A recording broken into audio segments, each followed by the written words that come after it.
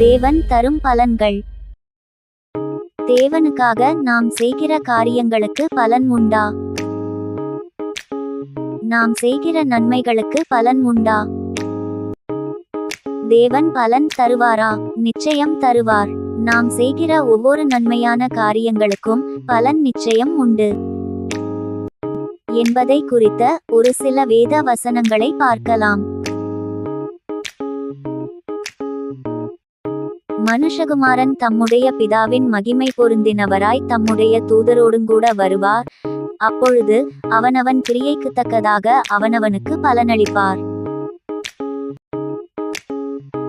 தேவன் அவனவனுடைய கிரியைகளுக்கு தக்கதாய் அவனவனுக்கு பலனளிப்பார். இதோ சீக்கிரமாய் வருகிறேன், அவனவனுடைய கிரியைகளின்படி அவனவனுக்கு நான் அளிக்கும் பலன் என்னோடே கூட வருகிறது. தேவரீர் அவனவன் செய்கைக்கு தக்கதாக பலனளிக்கிறீர். அவர் மனுஷருக்கு அவனவன் கிரியைக்கு தக்கதாக பலனளியாரோ?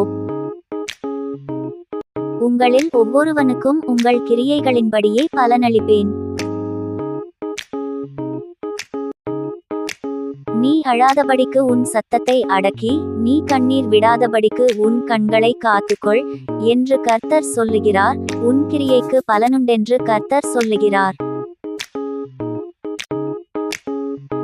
அதனால்தான் வேதம் சொல்கிறது, நீங்கள் கர்த்தராகிய கிறிஸ்துவை சேவிக்கிறதினாலே சுதந்திரமாகிய பலனை கர்த்தரால் பெறுவீர்களென்று அறிந்து, எதை செய்தாலும் அதை மனுஷர்களுக்கென்று செய்யாமல் கர்த்தருக்கென்றே மனப்பூர்வமாய் செய்யுங்கள்.